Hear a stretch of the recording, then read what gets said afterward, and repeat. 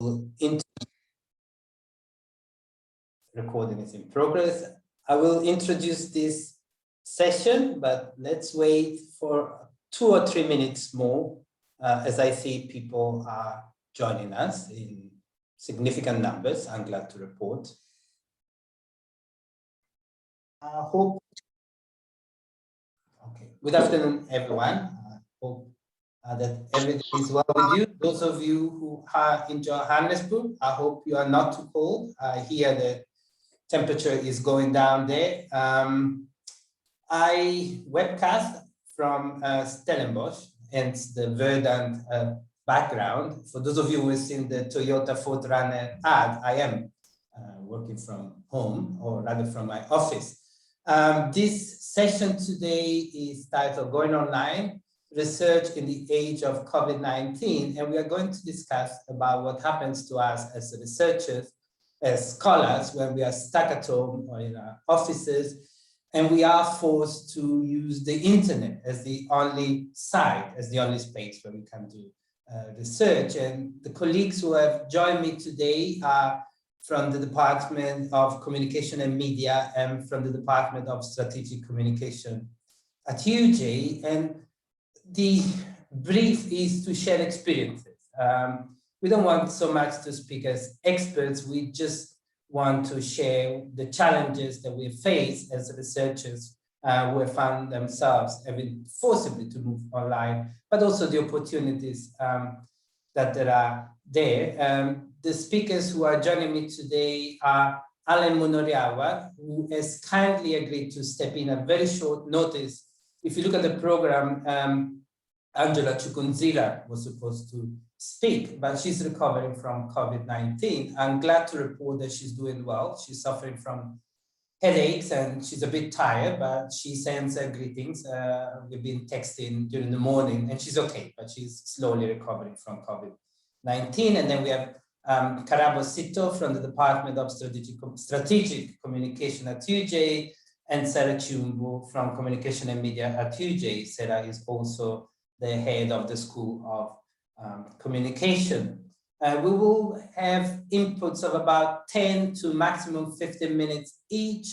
After that, we will have a Q&A, and you can choose whether you want to use the chat box to write questions, but we will also give the opportunities to participants to raise hands and so that we can hear different voices. So I am just going to break the ice, and I'm going to introduce the basics of online research. My input is on the basics, and really is on the basics. I'm not going to say that I'm going to do the basics and then do something highly specialized. It's just the ABC, how to get started with online research. And from there, Alan is going to talk about research in the age of COVID-19, challenges and opportunities.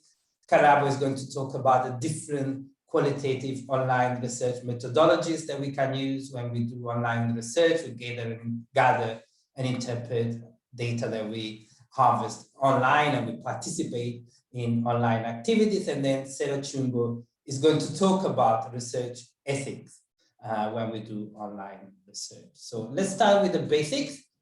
And the first thing that I want to say is seemingly obvious, and yet it has a number of implications that we need to think about. And the seemingly obvious thing is, of course, that online and offline research spaces, and therefore the research that we do in relation to them, are interconnected. Online and offline spaces are interconnected. And this is important because there are methodological implications. There are things that you find out by researching online sites and data, etc. But there are things that you need to bear in mind when you think about the relationship between the online and the offline world. If you want to look at the effects, what we call in media studies, media effects, you cannot simply look at the website. You need to think about those who interact with that website, how they go about thinking and applying what is on the website in terms of what they do offline and so on. And as I'm going to say later, when we talk about communication online, we now tend to think about repertoires of communication, media ecologies, the fact that online communication is embedded in repertoires of communication, is embedded in communication practices that take place both online and offline. And I'm going to say a little bit more about it later. Also, when we think about online, we are not thinking about an undifferentiated space. We are thinking about something that is varied and diverse. There are different online contexts, there are different platforms, there are different social cultural environments, there are different communities that are created online, there are different experiences of the online world, and there are different types of interactions. The online space can be more or less interactive, and these interactions take place in different ways, in different contexts. So when we go online to do research, we arrive, most of us, those of us who are not digital natives, and those of us who started working at universities and doing research before the online space even existed or became so ubiquitous, we have learned our research methodologies offline, and then as we move online, we can transport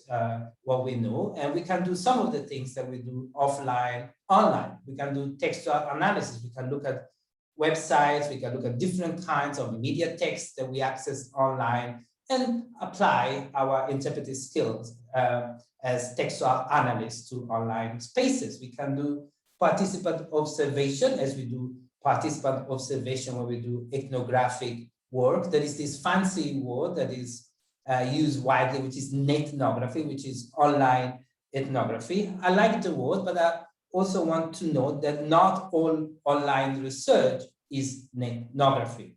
Ethnographic approaches involve participant observation, and that is a particular kind of research. It is ethnography. If you join a WhatsApp group, you're part of that WhatsApp group, and then you gather the data and you reflect of the interaction that you have as part of a WhatsApp group or any kind of online community. But just picking data or text from the web and then analyzing them is not ethnography.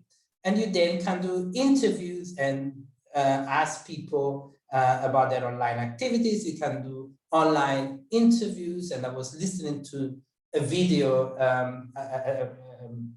audio visual text recently, and actually what is interesting that sometimes people, when they are interviewed in online spaces, they feel freer to communicate and share information and experiences. In a project that I did a while ago, I asked people to send me via WhatsApp voice notes, and some of the voice notes were quite incredibly long. I got a voice note of almost 15 minutes.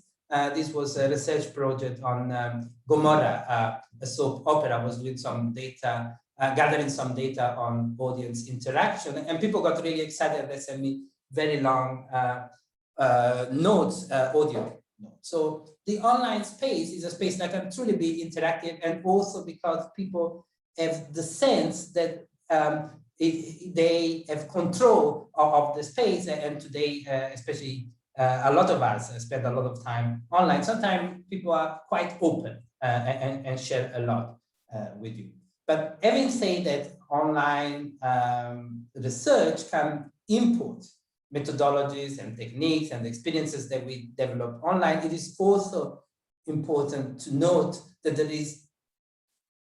there are important differences between online and offline spaces. And based on experience, one thing that I've noted when I research projects, when I supervise research projects, is that one of the biggest difficulties with online research is the fact that the internet is a data-rich and diverse environment. You go there and you are literally bombarded with information. Once upon a time, we had to go to libraries and go and do archival research and look for information. Now we are literally bombarded, and we have an immense amount of information and data at our fingertips. So the difficulty is often how to manage this amount of information and the diversity of this environment. When we find websites, we find Twitter timelines, Facebook pages, and then photos, videos, all kinds of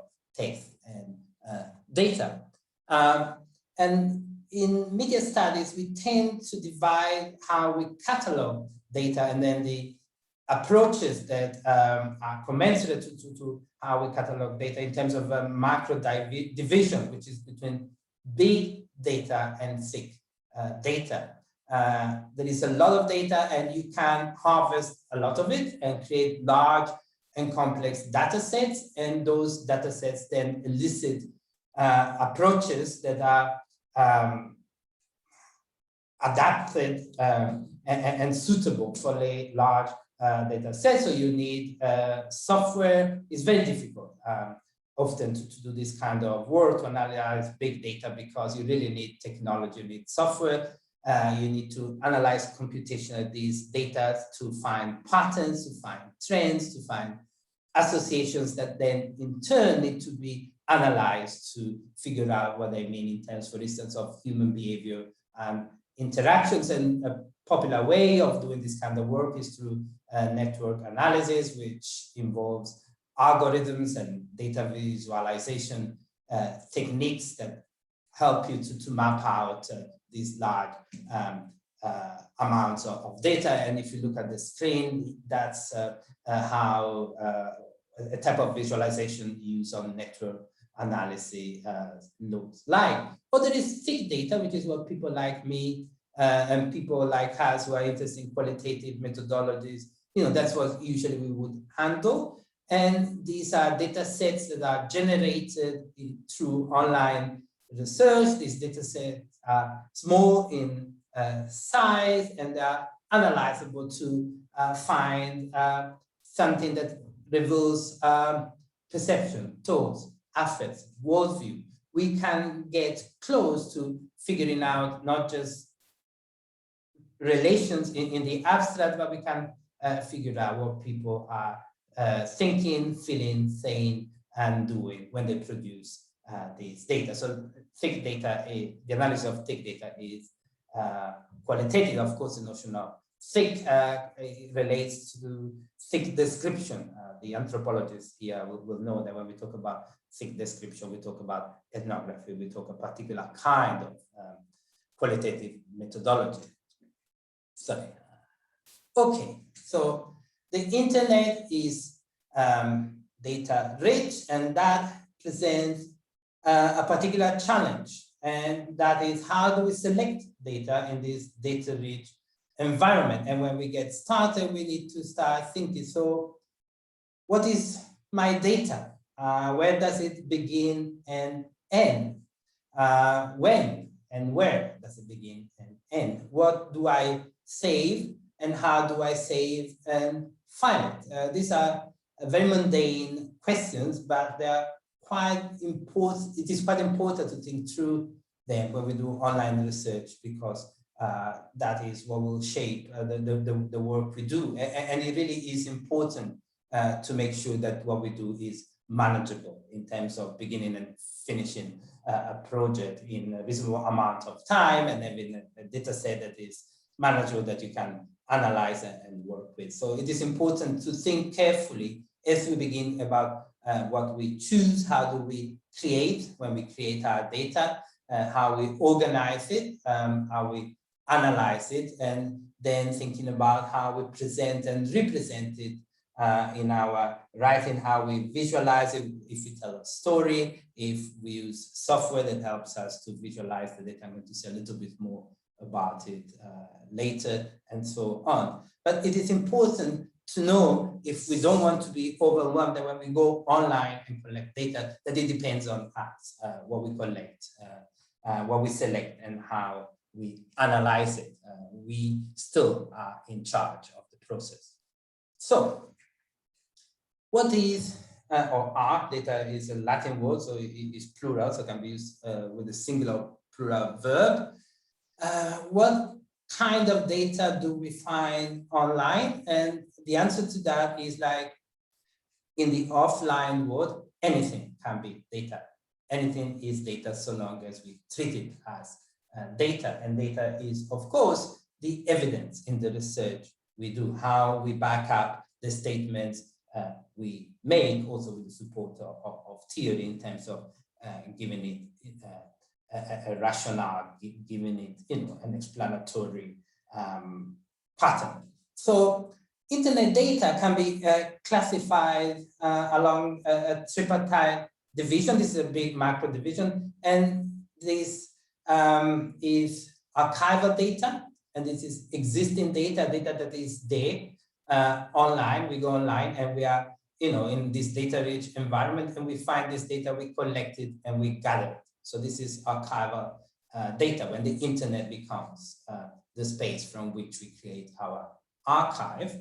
But also, of course, there is elicited data, which is data created through interactions, interviews, and these interviews can, and these days are conducted online, and then this data gets stored in various formats, in files. You can create a research blog if you want to share it, and then make your data an interactive space in terms of putting it on a web page, on a blog, and then ask participants to comment on how you store your data, or on your analysis of the data if you want to share that too. You can really do research in real time, and there are some great experiments of this has been done, sharing what you produce as you go along with your participants and other people, colleagues, experts, and so on. And then there is produced data that you create when you do ethnography or ethnography, and these are your notes, your observations, and these too can be filed in various formats, written, audiovisual, and so on, in files and recorded.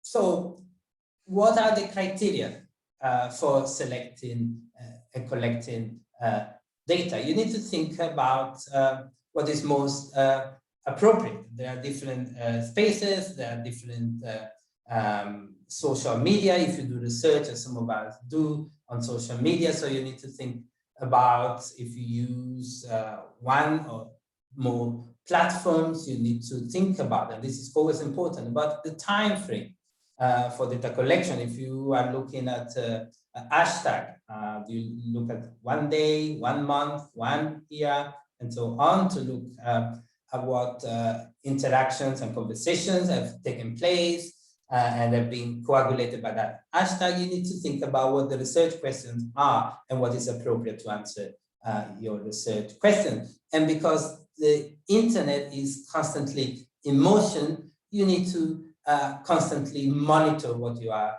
looking at and studying. You need to file new and check user accounts, relevant hashtags, WhatsApp groups, and so on. Think about what keywords you need to use that relate to different topics and online communities. You need to think whether, as I was saying, you want to look at one platform, if you want to study a conversation that is taking place on Twitter, on Facebook, on Instagram.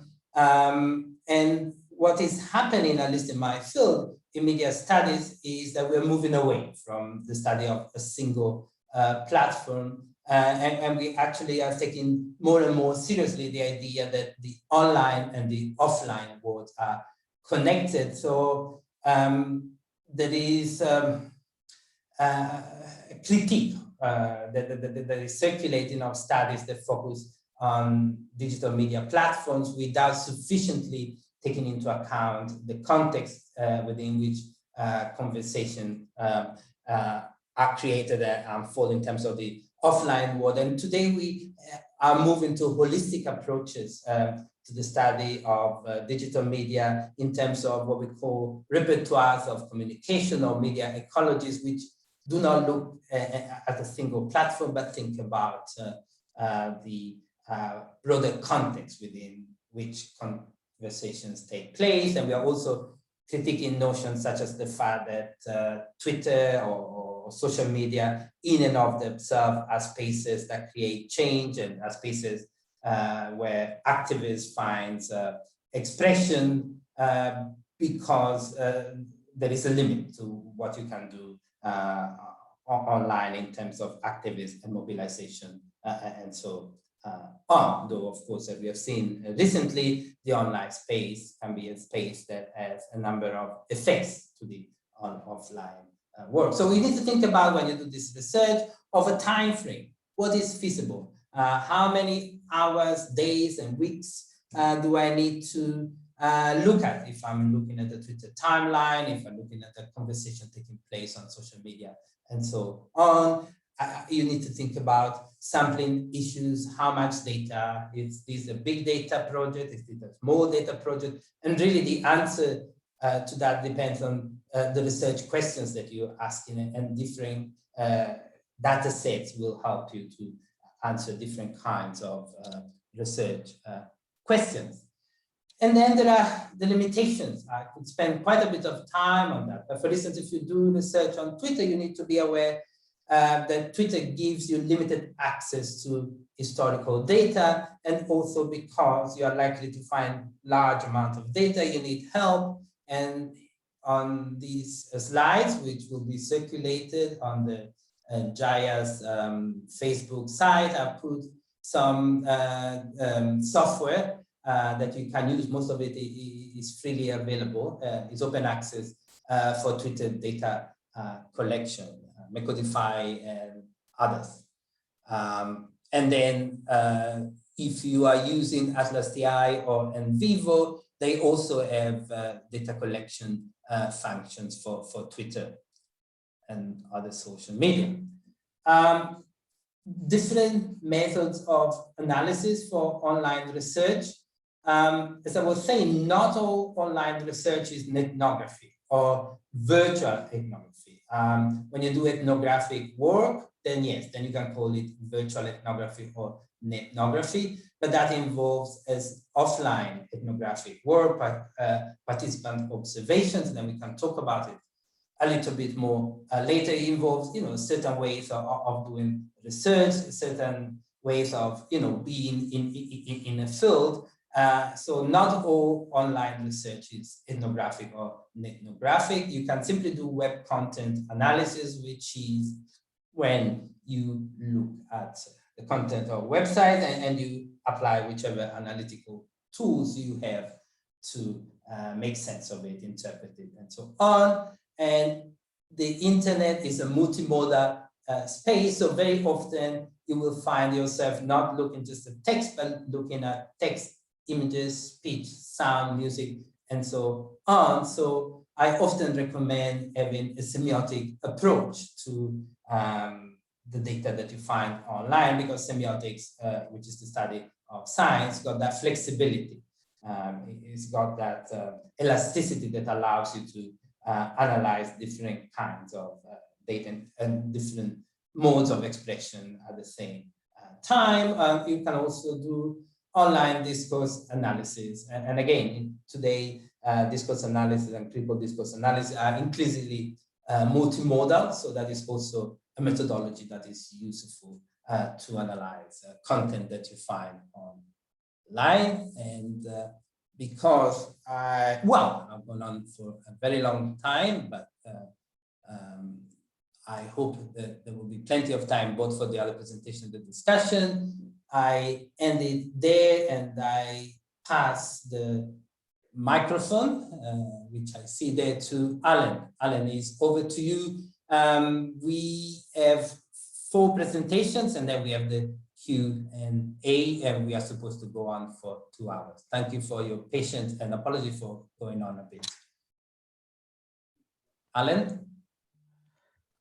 Thank you very much, PP, for your very insightful presentation. It is always very hard to come after you. But my brief talk, which I promise I will try to keep very brief, draws largely from my own experience of researching in the midst of this pandemic. So, PP, can I share my slides as well?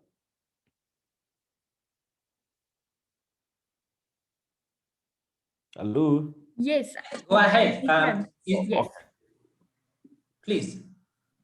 I'm not sure if you know how to do it. You go to experience during this pandemic.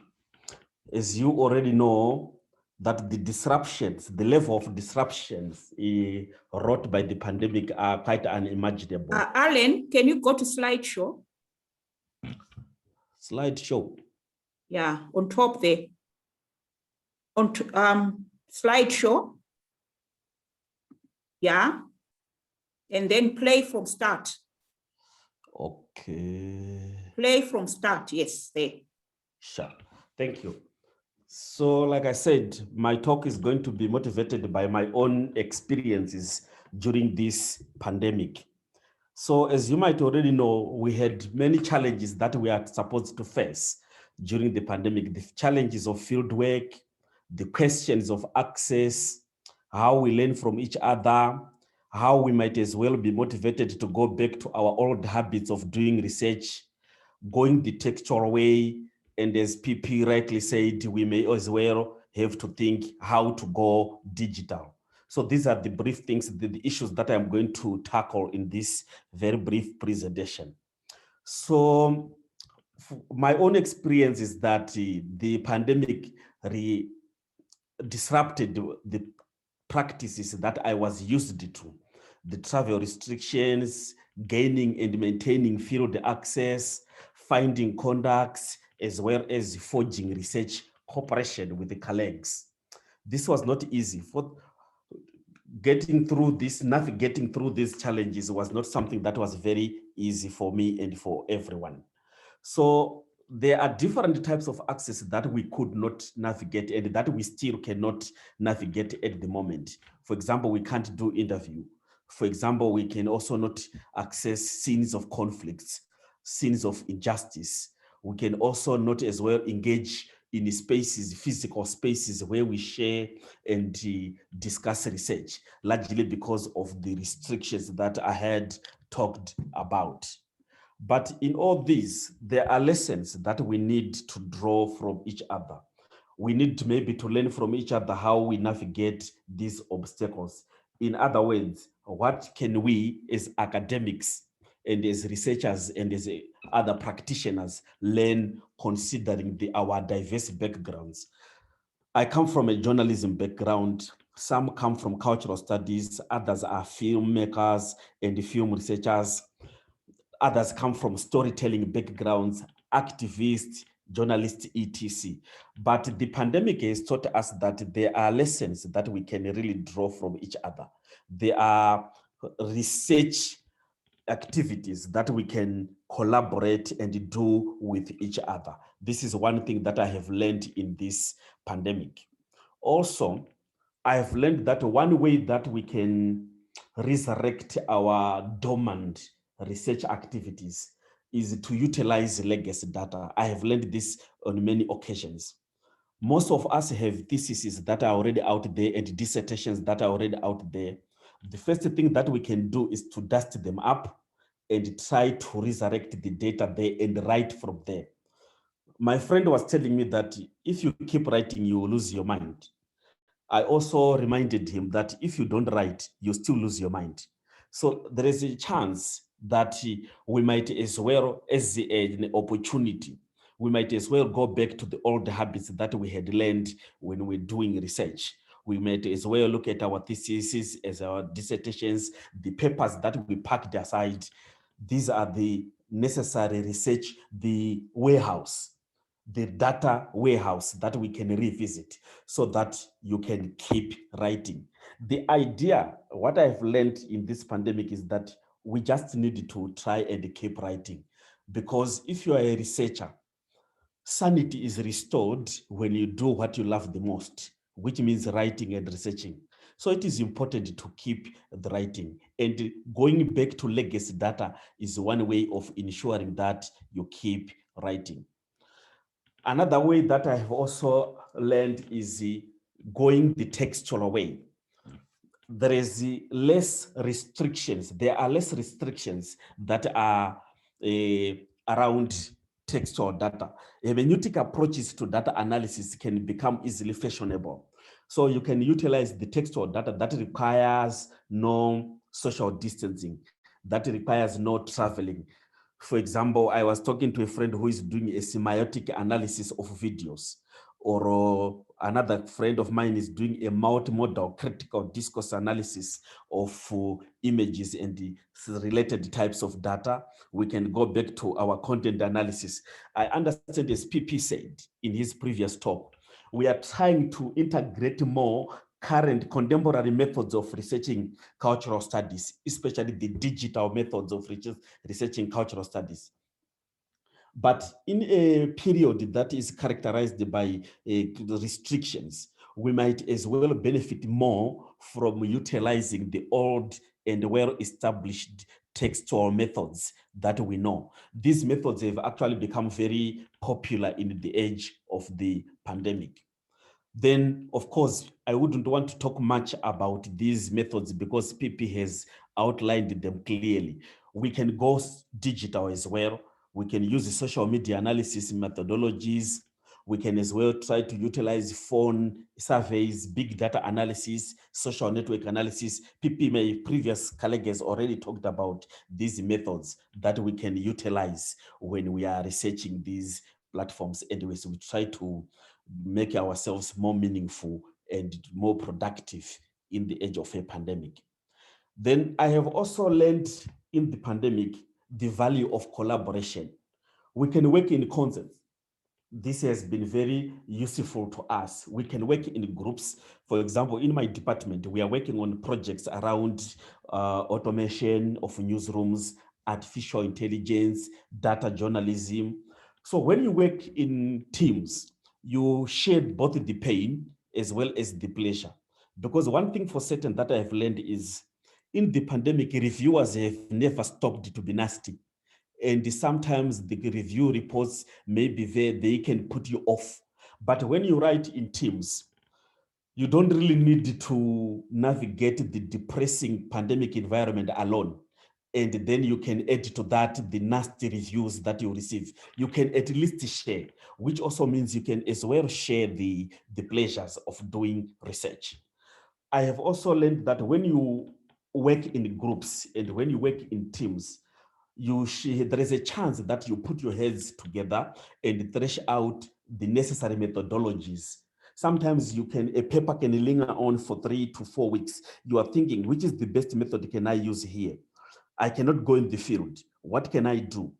But when you work in concepts, it brings you this hope that there is always a way that you can find and navigate the methodological challenges that might be associated with your paper. So also working in groups means that when you collaborate, it means everyone brings in some data. I'm working with 4 colleagues on a certain paper that we are researching. Everyone brings in some data. So it means everyone can go back to their data warehouse and find what can they bring in so that the paper or the chapter or whatever you're working on becomes a success. Let us learn new skills. This is one thing that I have also taken is a key takeaway from what I have learned in my research during the pandemic. We can use qualitative and quantitative data analysis. Then we can also do big data analysis software. We can also learn how to navigate huge corpus of data using statistical approaches and the textual approaches. So all these are things that we can actually learn. In the department, we are doing a course on NVivo actually. We are doing how to use this software to do big data analysis. So I think let us take advantage of this pandemic to learn new approaches to data analysis.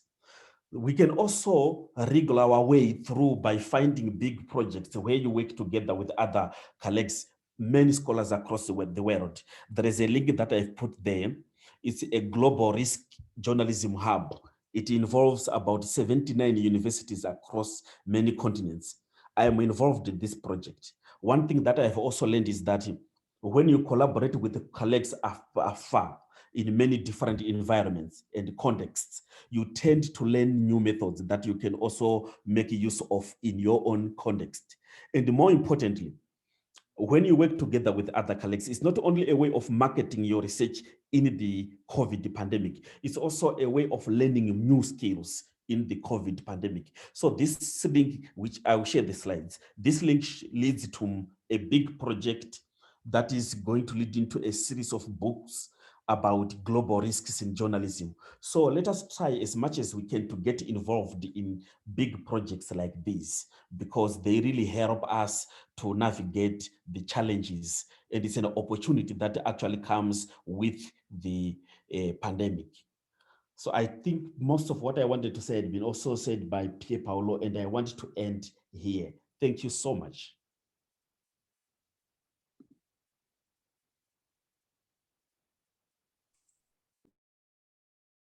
For those who have arrived late, Alan was standing in for Angela Chukwuzira, who is recovering from COVID-19.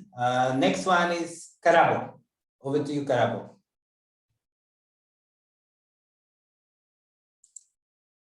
Aha, I was on mute, the famous lines. Good afternoon, everyone, and I hope everyone is well and keeping safe.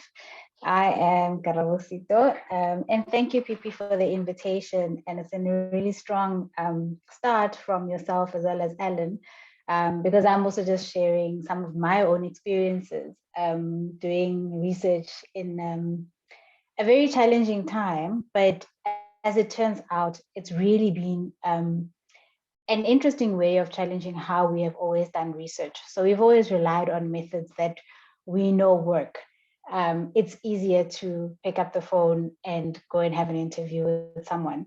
But really now the challenge in terms of becoming a seasoned researcher is to try and find new ways of doing research and to find out what the problems are, because contextually we're in this COVID-19 pandemic for the foreseeable future, what with countries opening and closing. And so we need to consider our context and how we can do research, because research must carry on. And we do also need to capture the season of what's happening without derailing from our own research interests. So one of the biggest things is that there is a limitation around, access to data and to internet connectivity. And that does pose quite an interesting challenge for us as researchers, not only for ourselves in terms of resource allocation, but also for those people that we are looking to reach.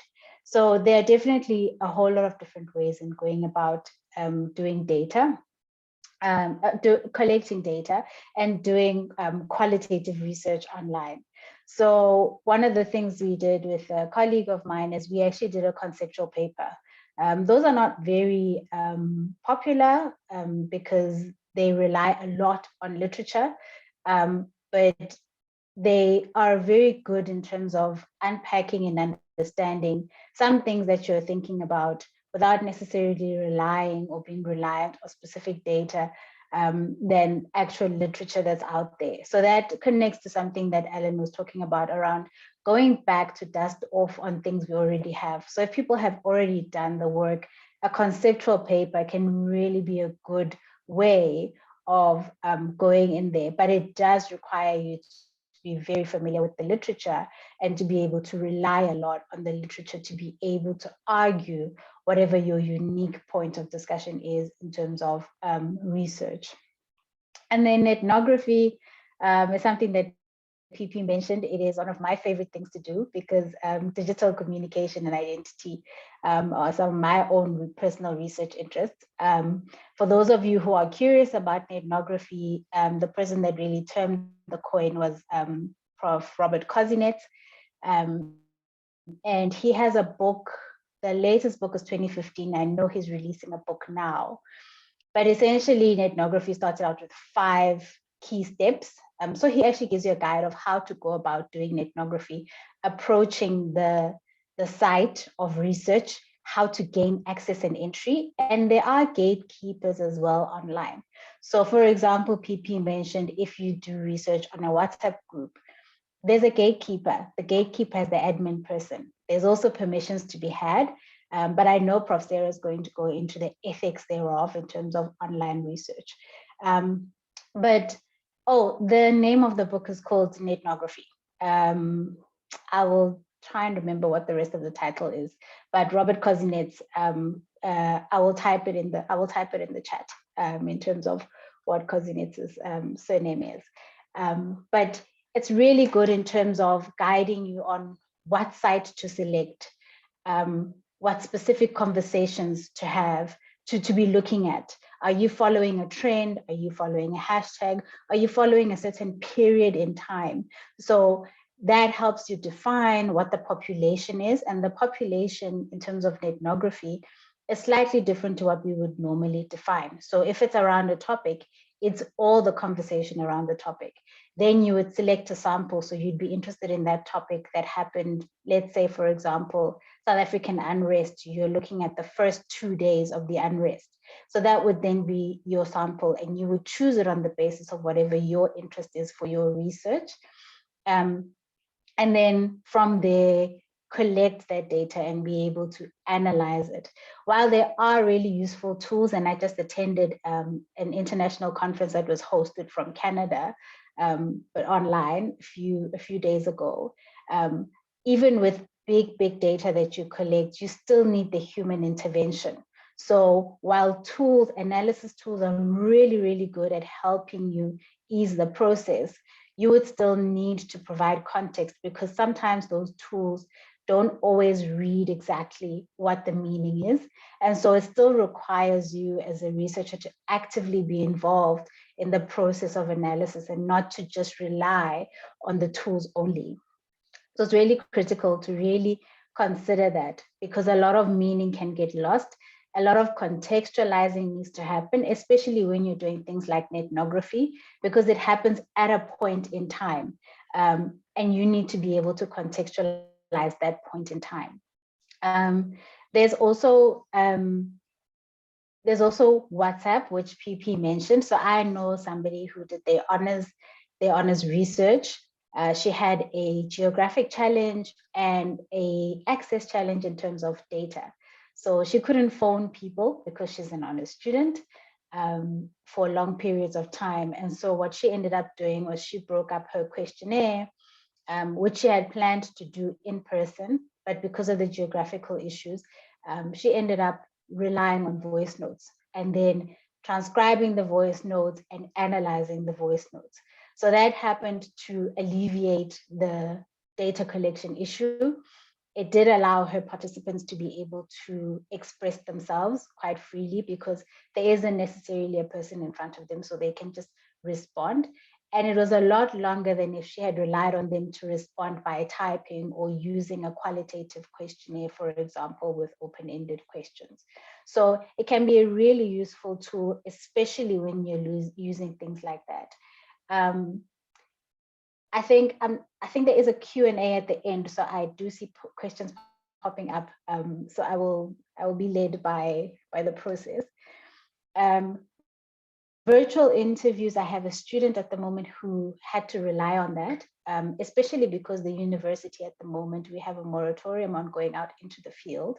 And so she also had to think, because she's doing research within her own organization, how to do it without contravening the university regulations, as well as the COVID-19 regulations of her own employer. And so she relied on, initially she thought it would be MS Teams. And as it turned out, a lot of people felt more comfortable to have a telephonic conversation. So the video face-to-face thing can be a bit challenging, especially when people know that they're being recorded. So also just be mindful of where you're getting your data and who your interviewees or participants are, and figure out a comfort level, because not all of us are comfortable with online, not only from an access point of view, but also from a skills point of view, being able to use things like Zoom, MS Teams. We shouldn't take it for granted that our participants are comfortable and know. So it's a good balance between our own research aims and objectives, and also still practicing good research ethics by thinking about how to make the most for the participant and to not make them feel uncomfortable or push them beyond their own boundaries. So that's really important. We recently did a paper relying and analyzing COVID-19 in terms of it being a disease of privilege based on some of the South African news media reports. So we looked at online news media reports ranging from March 2020 up until July 2020. So you can imagine how often the reporting was happening from the moment we went into the first case that was found in March, down to the lockdown in March. And I think at the time when we had stopped in terms of the data gathering, we looked at up until the end of July. And that I think we're at level 2. So a lot of changes had happened. But what we were looking was doing an analysis on the different ways in which it was reported about COVID-19 and what were some of the social issues going on. And so the quality of the journalistic reporting, both locally and abroad, is really good. Most of it is credible and reliable.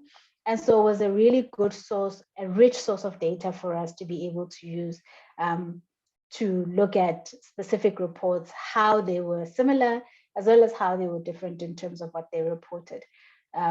Again, news sources are really, really good.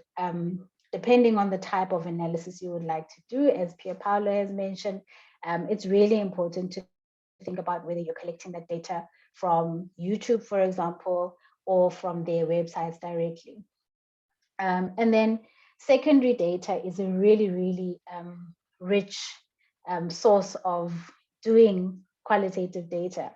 I recently we're working on it in an NRF project, and I took some of the recording we had done on a webinar in partnership with the UJ Library and analyzed the webinar. So for example, if somebody was looking at what are new research methods under COVID-19, because this is a public forum and is going to be shared publicly, you could potentially use this as a source of data and analyze it.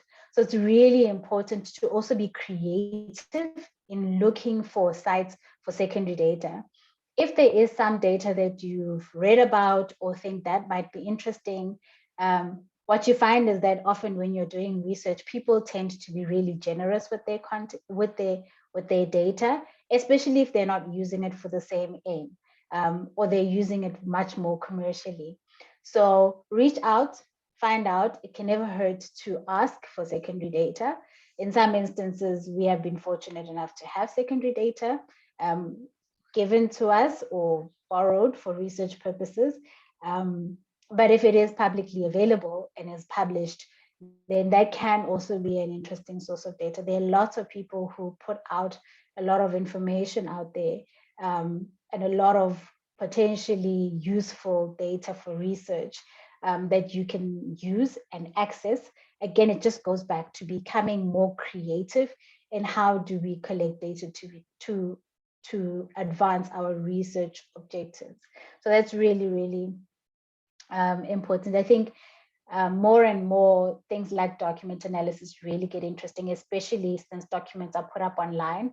If you just think about the COVID-19 regulations and how much information and how many documents the government has put out and other world organizations have put out, there's a rich source of data, and many other organizations have actually had to switch to ensure that their data is available online or certain documents are available online.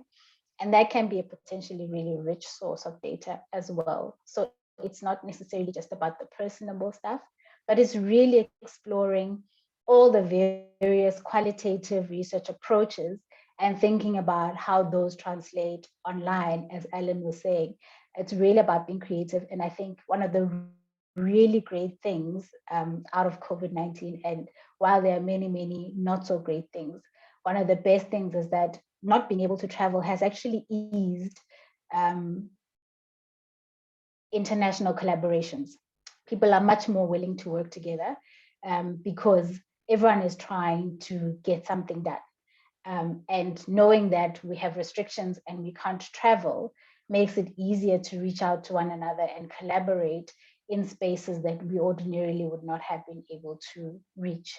So online, I'm a digital lover. I love digital. I love all things digital. Part of my research study focused on digital. So it is a really good opportunity to think about how to do research differently. So I will end here. There are definitely a lot of free tools online. One of my favorites is to use word clouds. They make it a lot easier to start thinking about what's happening. Things like thread unroll, if you're analyzing a thread on Twitter, those are really, really interesting one. You can also get insights on certain pages and things like that, and that can help in your data analysis. And so, yeah, I think my last thing and my last piece of advice is, if there's a research methodology you're thinking about, there isn't really anything new under the sun.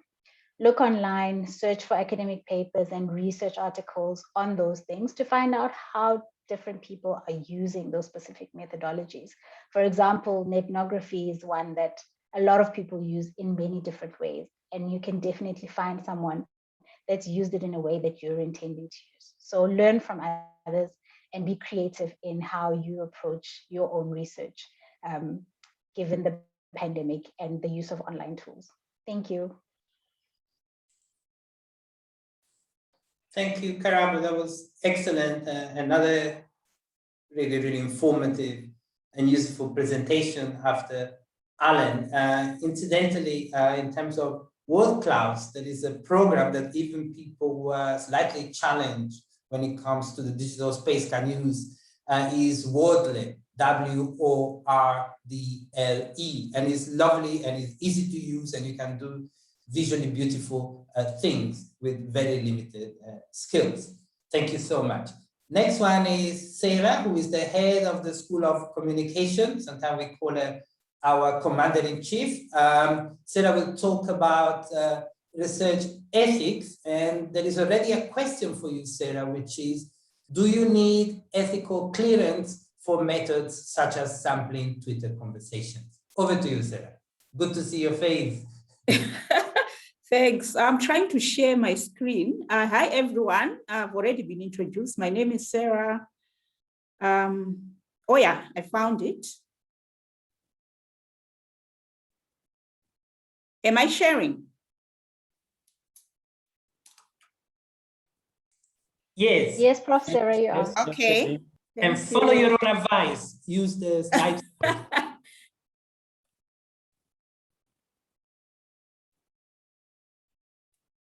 Okay, so thank you so much, and for the organizers of this very exciting week, where we are sharing ideas, on different research methodologies. So mine is going to focus on ethics in an online environment. So I want to talk about, my order of discussion. I'm just going to really divide my discussion into two. So you'll notice that Karabo, to some extent, and also Pierpaolo, talked about what is known as internet-based research methods. And these research methods have been around for some time. And now there is something else that is different, if I can put it that way. It's still online research, but it's something that has been forced upon us because of COVID-19. So I think we need to look at these two very much differently in a way.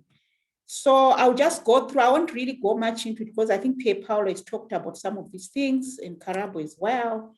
But we all know that in the early 2000s, if I can put it that way, when we had the emergence of what is called Web 2.0 technologies, and here I'm talking about social media, interactive technologies.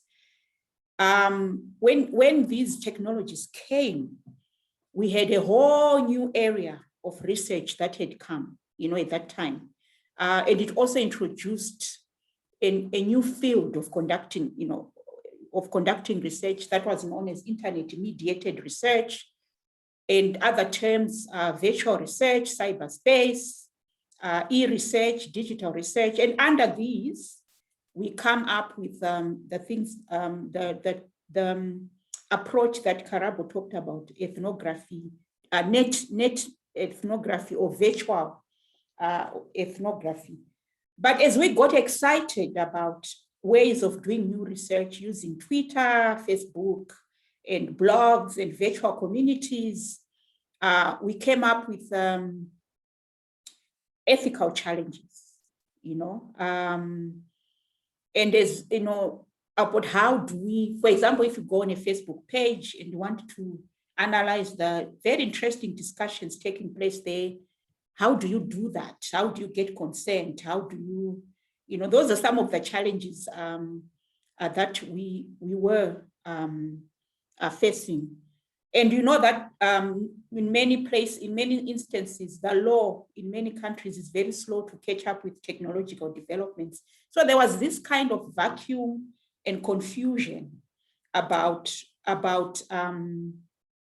how to do this kind of research, say. So some of the things that came up, I think, in the early days is, some of the ethical dilemmas were things like, this kind of questions. What constitutes privacy in an online environment? How easy is to get informed consent from the participants in the community being researched? What does informed consent entail? How certain is a researcher, is a research that they can establish the real identity of the participants? When is deception or covert observation justifiable? So this kind of questions that researchers were asking led to scholars coming up with books like the one Karabo talked about, nethnography, that try to answer some of these questions. But also at that time, it was very clear that our research ethics committees in universities had not also come up with answers. So for example, people were trying to apply for ethics clearance, found it very difficult because most of the people sitting on ethics committees didn't have answers to some of these questions. But it also meant that the big tech companies, for example, Facebook, Twitter, were also forced to change some of their laws in community, what they call, community laws or whatever, to actually facilitate researchers to do this kind of research. So we saw that the ethical debates on internet-mediated research, grew in different research communities.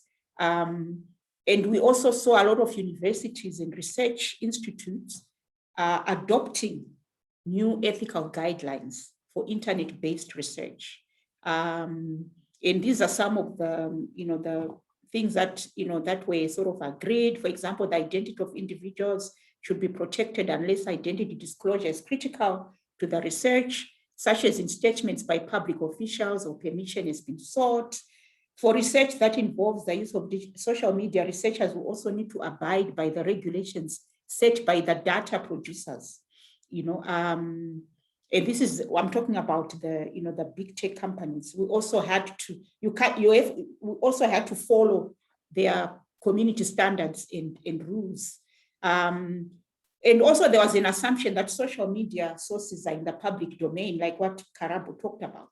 And we were able to use them because they were in the, in the public domain. But in some cases, we also needed to be very sensitive if some of the service users included children, for example, who may not understand the implications of what they are doing on social media, and so on. So with technological developments, the area of conducting research online keeps on evolving. Now, we've got a situation which I'm calling the COVID-19 and online research situation, which has moved now. It's no longer, because if you look at this internet-based research, that Pier Paolo spent a lot of time talking about.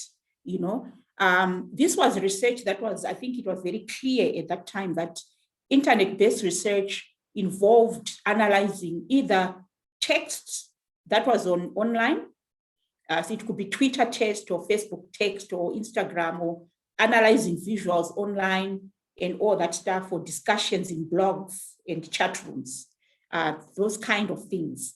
Then later on, when WhatsApp became popular, a lot of research was also being done on WhatsApp. So for example, people were doing research. For example, there's, in most communities have got WhatsApp groups, so if you wanted to do research, for example, about how, I'll just give a wild example, the Soweto Electricity Crisis Committee.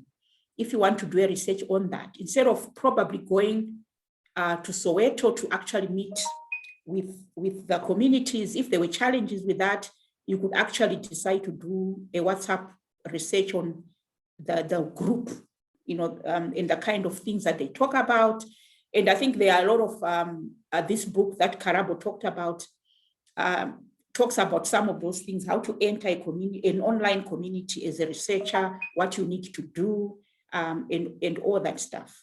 So that kind of internet-based research focused mainly on textual, visual kind of texts, But now, what I'm trying to say is that COVID has now forced the entire research enterprise to move online. So we have entered a new kind of arena in a way. So some of the lessons we've learned about doing research online from the internet-mediated research that I've been talking about, we are carrying them on into this time, into the period we are in. So if people want to do textual research that is based on textual analysis or on analyzing communities online or doing virtual ethnography, I think we are already sorted in terms of ethics guidelines. I think we already know what we need to do there. But I think now with the entire research enterprise moving online because of COVID, and we were also forced to adopt this in a very quick way. We are not prepared. So for example, last year, when we went into lockdown in March, most of our students, honors, masters, and PhD, had already selected, they were already preparing their proposals. And some of them were ready to go into the field to conduct their research. And all of a sudden, they had to change, They could no longer go and do those interviews or focus group discussions. They could no longer go and do participant observation in communities. Everything had to move online. So that's what I'm talking about, that we've entered a kind of different era in terms of research. So if you read the literature, you notice that there's a lot written on virtual ethnography or doing research online, as I've said, and tools to use as well. For example, some of the tools that Pier Paolo talked about of extracting data from Facebook and Twitter and Instagram. There are tools that are there. So I think that there's a lot of literature on that. But I think what is not much written about is how COVID, how COVID has moved, has changed how we do research and the ethics around that. So some of them are very similar. The ethical concerns are similar with doing online research, as I've said, but some of them are they're gray areas. But I've noticed also that what has been written a lot is that it's in the last year, there's a lot of literature that has come up in the last year is on, it's on conducting, it's on ethics, best practice on how to do research with human participants during COVID.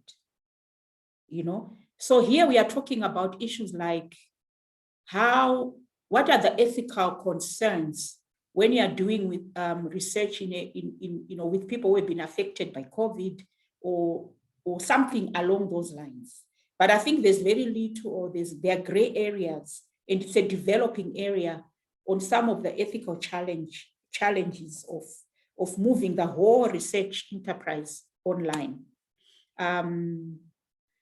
So for example, some of the ethical challenges we have, I can just group them into 4, or they could be, there are more, I think. It's consent, obviously, confidentiality, data management and security, and exclusion. So I'm going to talk about these. So I think someone asked you a question about getting consent. Definitely in the South African context, in the South African rules of, you have to get informed, written informed consent should always be obtained when you're doing research. And our universities, that's why every university in South Africa has got, a research ethics committee and so on. So now we are having questions. How do you get consent? Let's say you want to do an interview, a focus group with people. How do you get consent in times during, times of physical distancing and lockdowns? Because I think that when you're to get consent, you need the person to be physically in front of you. You explain the research to them, and they're supposed to sign the consent in your presence, and of course we can't do that now, and now we are having a situation where data that is being collected remotely requires even clearer explanations for why the data is being collected. So now we need to be even more clearer, So definitely there are challenges there, there are problems of not having to be in the same physical space. Therefore, there are different ways people are using to obtain consent. Consent forms could be sent, discussed, and returned via email. You can also do oral consent just before the interview. So let's say you're interviewing someone online, you actually read out give information about the project and get the person to consent verbally. But this assumes that you are recording, because it needs to be recorded, that you have actually done this, but also internet access then. If you are doing the email thing, internet access becomes a challenge. Some people that you might want to reach just do not have internet access for you to send the consent to them. But also they should agree, if you want to do the verbal consent, they should agree that you wish to record the interview, and you need to explain how this is going to take place. But also I think the challenge is that if you are using MS Teams and Zoom technologies, the recording not only belongs to you, but in some cases it might also belong to other third-party entities, which is the company, the technology company itself. And of course, these companies operate according to, the global data protection laws. So we have to be now aware of data protection laws as well, something that we're not really concerned about. We need to be aware of those. So if the research involves minors, participant consent forms should be sent to participants' email addresses, or if they need parental, consent, they have to be sent to the parents. But this also assumes that all parents have access to the internet or are digitally literate for that matter. So this is another challenge that we are facing. Then when it comes to issues of confidentiality, I think we are all doing data collection now mainly through Microsoft Teams, Zoom, WhatsApp, Google Hangouts. Good thing about all these is that they all have end-to-end encryption. So there's at least the data is protected them. But also there's issues about what participants share in online research. Sometimes it's how private the platforms are.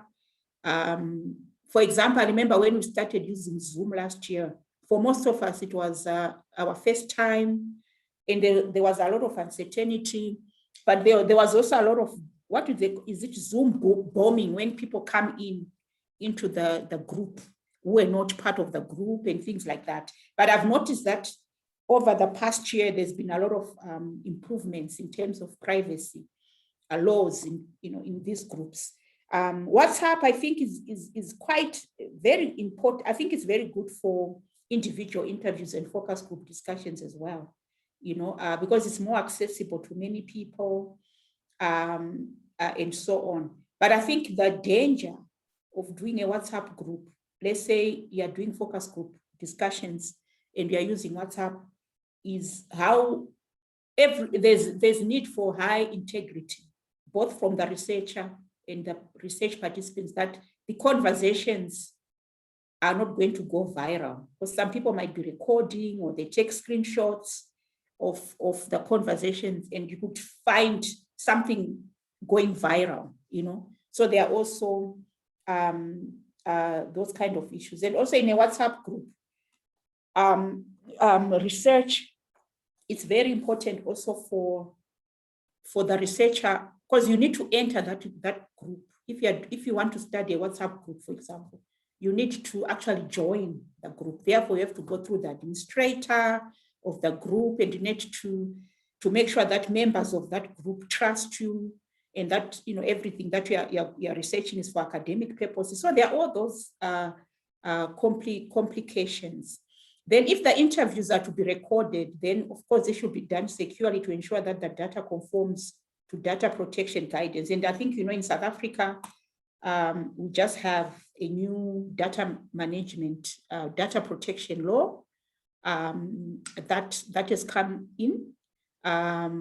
So I think we need to be aware of both the local data protection law, which is the Protection of Personal Information Act, which came in effect on July 1, but also the global data protection laws, the ones that have been adopted by the UN, for example. So for example, if you're doing research across borders, we have to be aware of those laws and how they impact on research. So the issue of data management and security has become a very important element in the period we are in.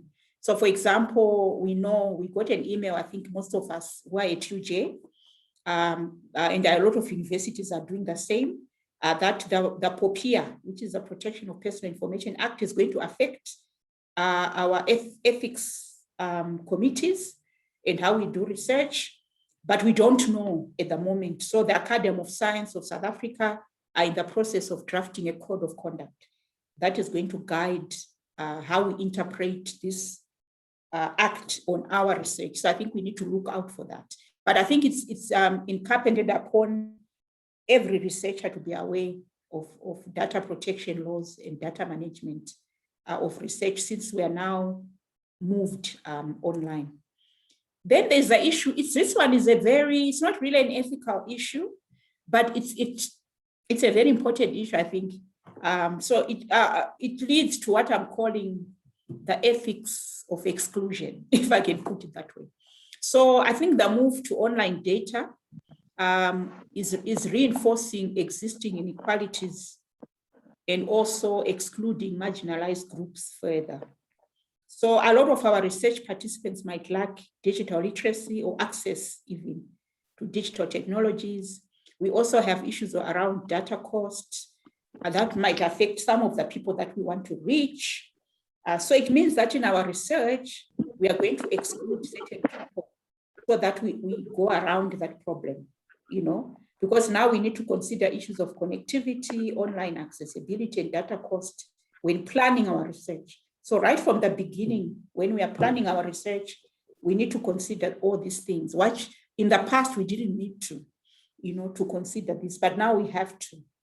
Because if we don't, it means that we are going to be doing research with a certain group of people, and then a lot of other people are going to be left out of our scholarly research. And this is very important, I think. So what we do with the ethics of exclusion is very important, So I think there are a lot of people are coming up with new ideas on how to go around these issues. So for example, there are other researchers that are doing what they call using community mobilizers, for example. So you get in touch with a community member who has got digital, who has got access to some, who has got connectivity, for example.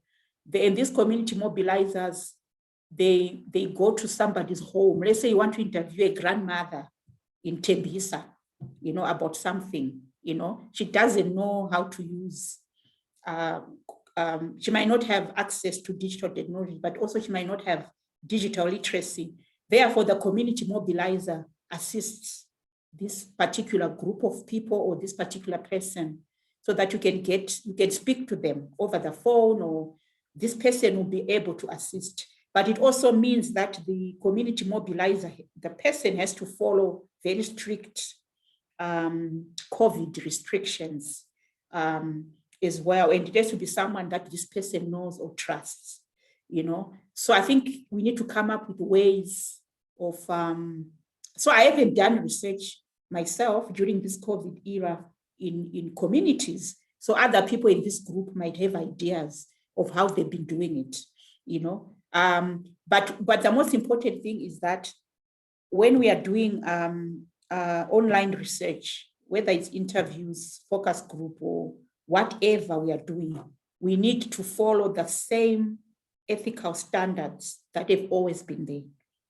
The only problem now is some of them are a bit of a challenge to do, but it's a requirement. We cannot go outside that. It's a requirement that we need to do that.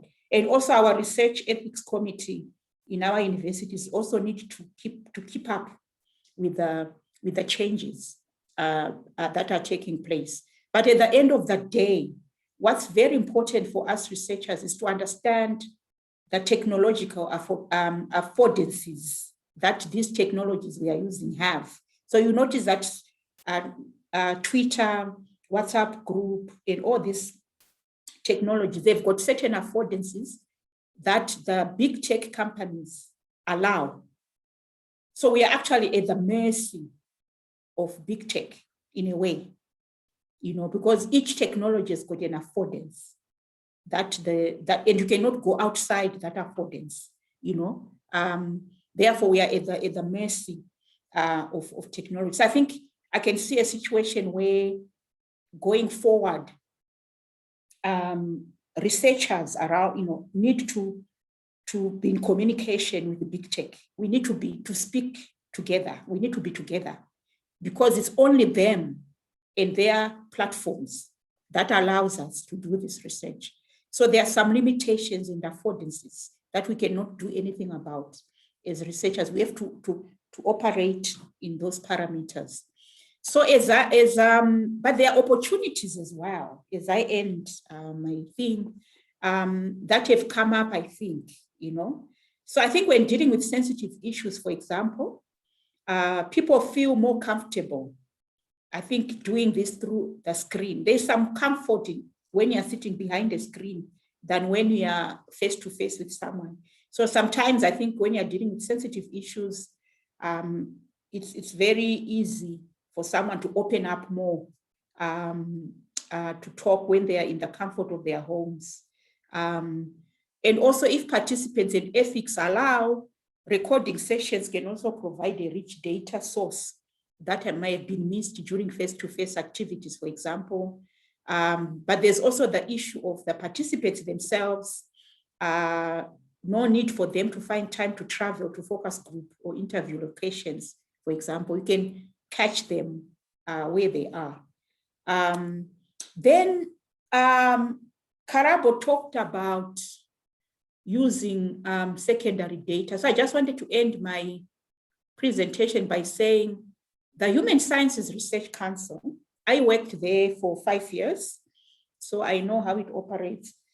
Because it's a parliamentary entity, the data that they collect it's open, it's supposed to be shared by everyone.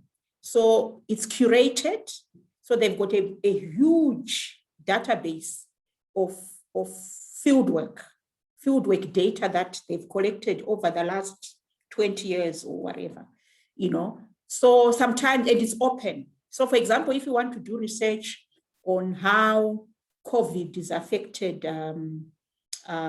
people who do who collect grants. I'm just giving an example. Who collect grants.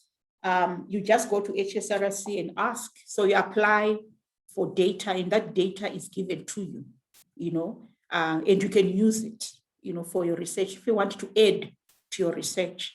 So they've got a database that has got everything, research on gender violence, on HIV, and they've done a lot of research with UJ of late around COVID, and they've got research on children and everything that you can think of. So that's another way as well of using this curated data to add to complement or to add to some of the online data that we collect. So thank you so much. I'll end here. This is what I wanted to share. Then we can have a discussion. Thank you.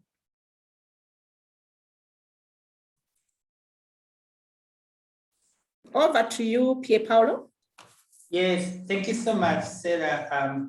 I only switch on the camera now. If it had been switched on before, you would have seen me nodding throughout your presentation. These were very important points. And I'm very sorry that Angela is not with us today, because her research is something that you were describing. She started the project on the People Coalition, COVID-19 People Coalition in Johannesburg. She's researching the WhatsApp group.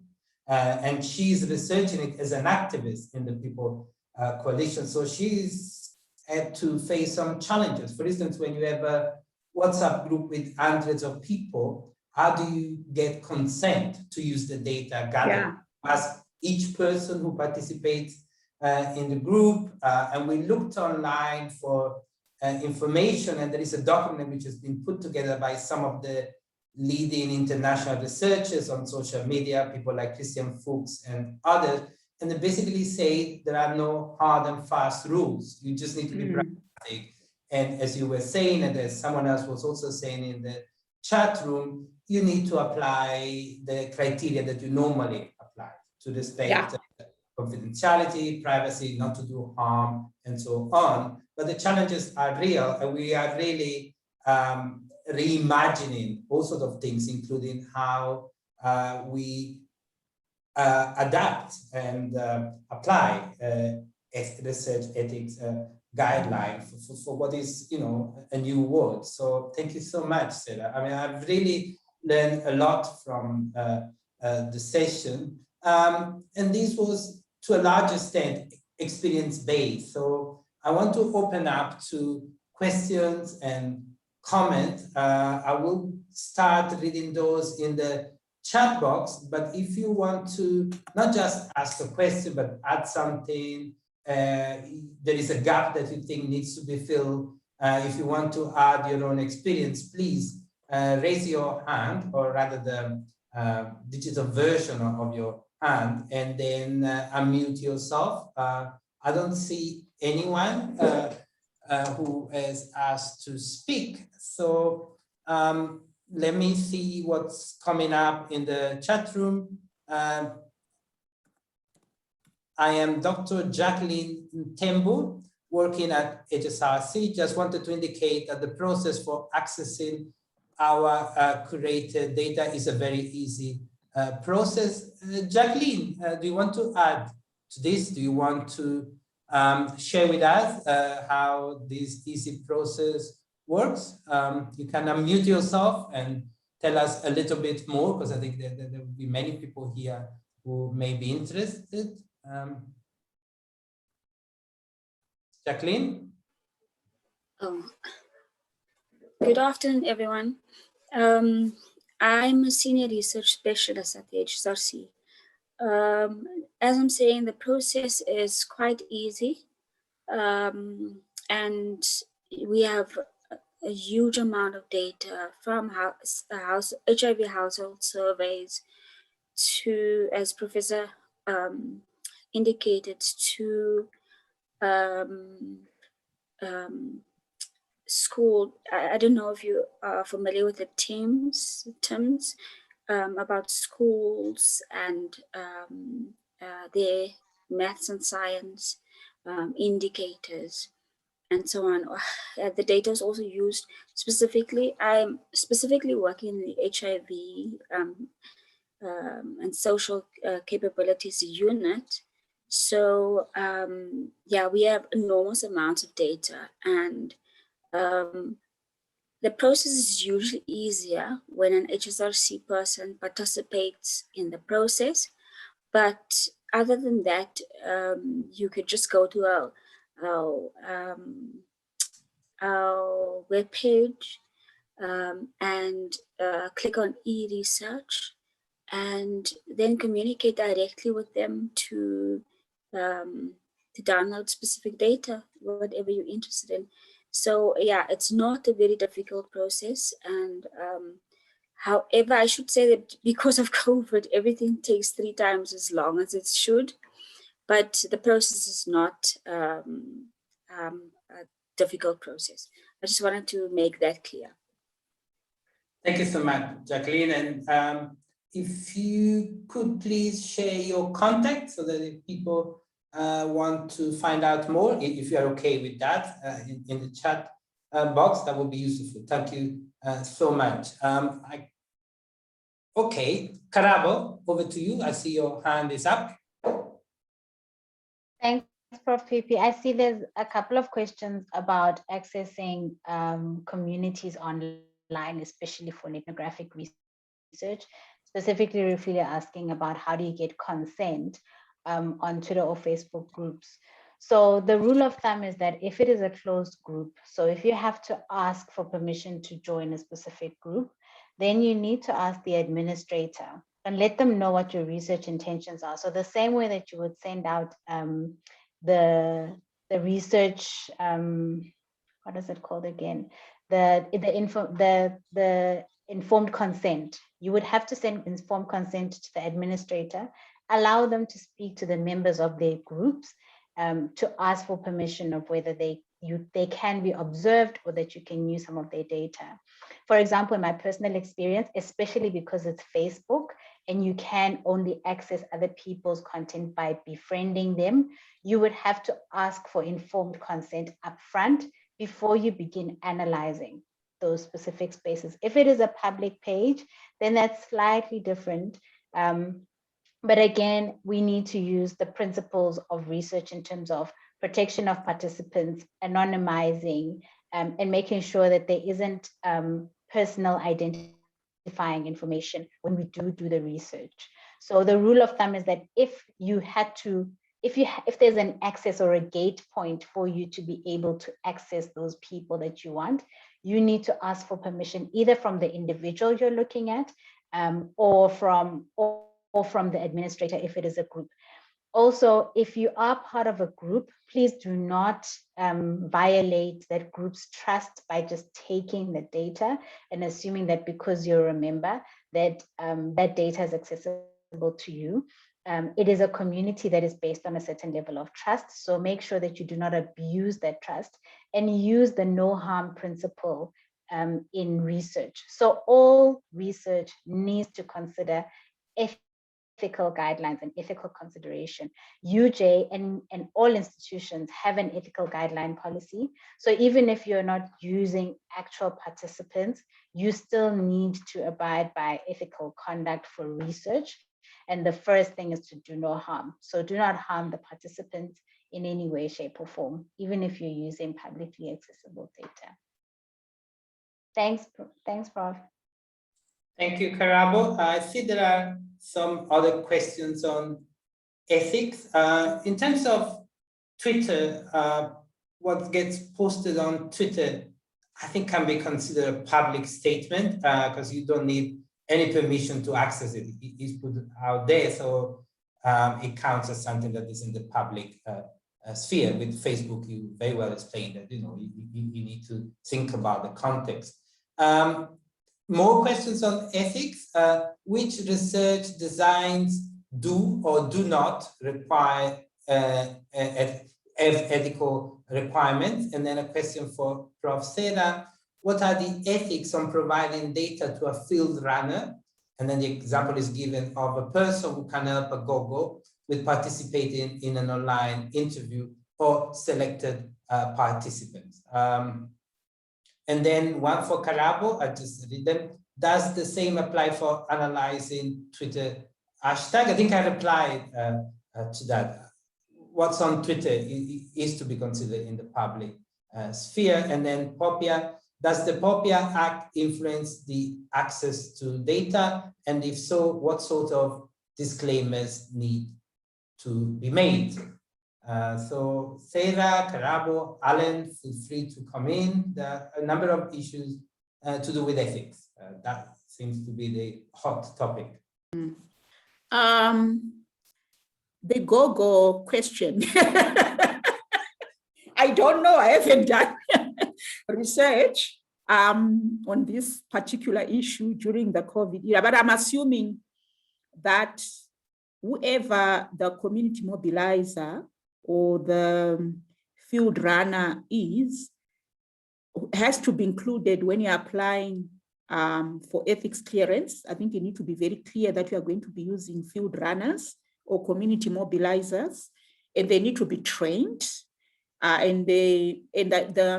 think the information of your project needs to be explained to them.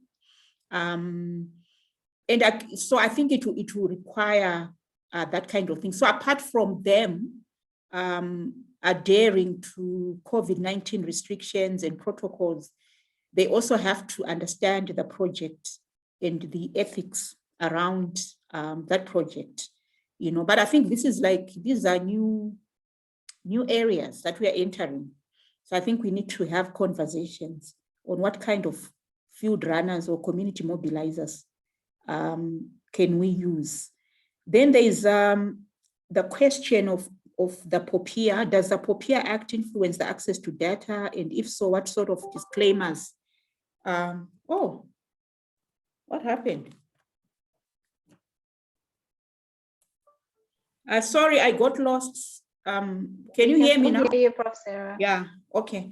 Yeah, definitely it does influence access to data. I haven't read it thoroughly myself, but it definitely does. But it addresses issues of access to data, but mainly around data protection. So I think we all know from now, people who live in complexes like some of us, we've already been told that before you join, most of our complexes have WhatsApp groups, for example. We've already been told that now we need to sign a form agreeing that we want to be part of the WhatsApp group, otherwise, it will be illegal to do that. So any WhatsApp group, and it's not just in complexes, but any WhatsApp group that is, run, institutionally needs to follow the POPIA Act. People need to agree by signing a form that they agree to be part of WhatsApp group. So it's going to affect our research because most people are now moving towards doing WhatsApp research and online research. So the POPIA Act will definitely influence all that. People will need to agree. That's why I said in my presentation that our research at UJ, at least the Research Ethics Committee, is waiting to hear from the Academy of Science, the South African Academy of Science, on this code of conduct they are developing. But definitely something to watch out for. And it's going to affect big time how we conduct research and things like that. Yeah. So I can imagine that the Act does not only also apply just to digital or online research, but even physical research as well. So long you are dealing with people's data, that data will need to be protected, per this Act.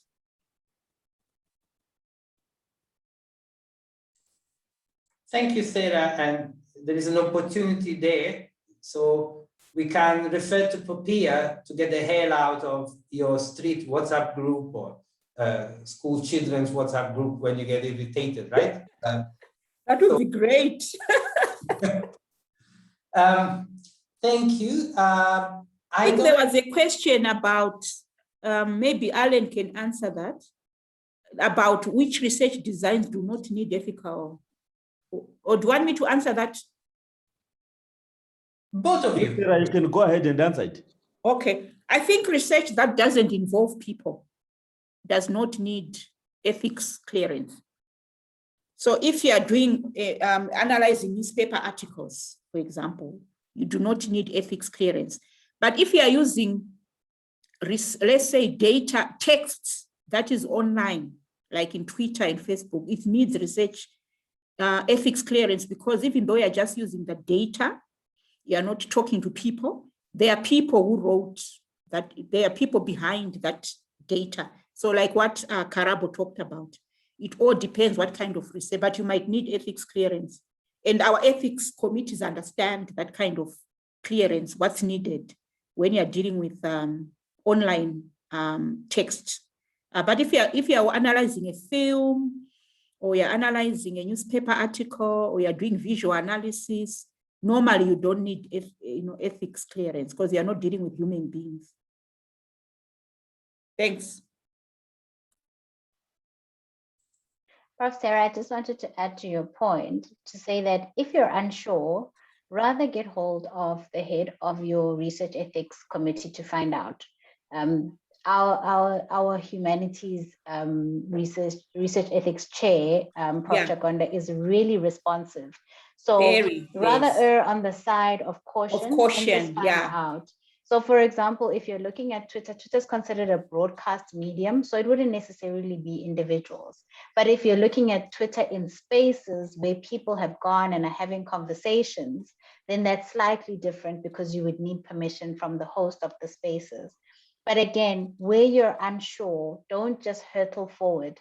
Ask the supervisor or ask the research ethics committee if you are working as an independent researcher. And that will often give you guidance, because it is a changing landscape and things are always moving. As Prof. Sarah said, right now, the new code of ethics around research, given the current COVID context, are being written. So the rules are not hard and fast anymore, and not as specific as what we were used to before. So it's rather important to rather check than go ahead and then end up finding that there's a roadblock along the way. Yeah, fantastic. Alan, do you want to add anything to this? No, I think the question is answered. Good. Another question that came up is about the slides. Vanessa Kennedy, who works for the Johannesburg Institute for Advanced Studies, she's the marketing manager, is uploading the presentations, I think at the end of every day when the presentation take place, I mean the recordings, and we will collect the slides from the various speakers, and we will also upload them to the Facebook page of the Johannesburg Institute for Advanced Studies. Maybe Vanessa, you can put the link in the chat box, but it's easy enough to find. Otherwise, in the chat box, we have thank you for the clarification. I'm currently working on memes from Twitter, and I wasn't sure there is need to meet the poster, as they might be the original owner. How do I get an ethical clearance in this case? I can answer this because I've done similar work and I've supervised similar work. You do not need ethical clearance, because if someone puts the memes on Twitter, they are in the public domain. However, and this is something that came up with a thesis I supervised, and the examiner say that it's a good idea to put in a note saying that there are ethical implications nonetheless, because the person who put out the tweets did not put them out, for the purpose of research. So rather than getting permission, my sense is that you should put in some thoughts about what the ethical implications are involving your use of these tweets. That's my reading of it, and I don't know if others want to add or correct me. And I take silence as a nod. You're right, PP. Again, it's considered in the public domain. So even because you can actually access Twitter content even without logging in. So it's a half closed, half open platform. So in that case, you almost relinquish your whatever you've put out into the universe as no longer your content. which is also why you can be held accountable for that content from a prosecutorial perspective and things like sharing fake news. So yeah, so it is considered public domain. So unless it's shared, for example, in a DM, or if you were in a private conversation on Twitter, and then that you take that and you don't ask for permission, then you've got a problem there. But otherwise, if it's in the public, if somebody just tweeted it out into the universe, then it's considered fair game. And at the moment, I think Twitter's statement is that for research purposes, you can use the publicly available content on Twitter. Thank you, Karabo. And I see that Sarah is turning the table. So yeah, we have one of our speakers asking a question to the audience. I love that. And the question is for Prof. Sarah Chumbo, and she's asking, how do we conduct participant observation and ethnographic research in this era, especially for marginalized communities? Can anthropologists here inform us?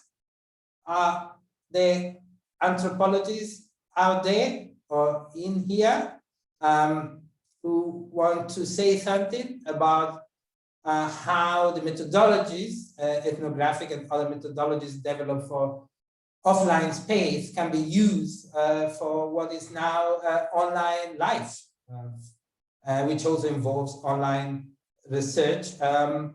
Kosinet's book on ethnography is an attempt to think ethnographic research for the digital age. And I see that the second edition has come out recently, I think in 2020, is published by Sage.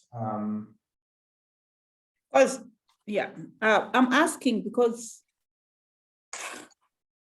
you know, the kind of research we used to do, even in media studies as well, where you immerse yourself in a community for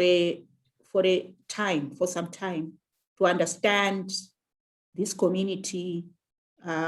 If you like, for example, if you want to see how a community consumes media or whatever, you immerse yourself in this community, you know, for maybe a week or two, you know, that kind of research. So now I'm really struggling that, do we drop this kind of research forever? How do we do it, especially in rural areas? We want to understand something about our rural communities. And the only way for you to get that information is to immerse yourself in that community. How can we do this in this time we are in? I think it's just out of interest to really find out. Do we drop this kind of research forever, or there are ways around it? Yes, it's a very important question, Sarah. I see Karabo has a hand up. Karabo, over to you. So, Professor, I don't think we necessarily drop it because it is critical and important. But I think what the current context is doing is pushing us to think more creatively about what has been the norm. So if we think about immersing ourselves in communities, it's something that you mentioned around using people on the ground to be able to help facilitate access, especially where there is technological challenges around skills and access. And also to think about the appropriate digital channels to use. So to not rely on what is popular based on our own convenience. And I know sometimes we do research based on convenience, but to also go into those spaces and find out what sort of channels are communities using, because you'll find that they're connected in some way that may not be atypical, whether it be social media or a WhatsApp group, but they may have some other sort of forum that is digitized, even if it's not online, where you would be able to be part of and to observe them. So I think to say people are completely off the grid is not a fair statement. But I think even those who are off the grid are spoken for in certain ways in digital. And that's why it's important to differentiate between digital and online. And those are two very different things. Having access to the internet versus having access to some sort of device that allows you to communicate with others, allows for different sort of points of entry into different communities. And so that's really important to also figure out when you're considering your site for research. But I think if we drop that kind of research, we fall into that space that you warned about around perpetuating exclusion for already marginalized and under-researched communities and spaces. Thank you so much. Thank you, Karabo. Thank you. That was great. And on Friday, we have the anthropologists, so we will ask them again. Thank you. Yeah, that's a good idea, I think, yeah.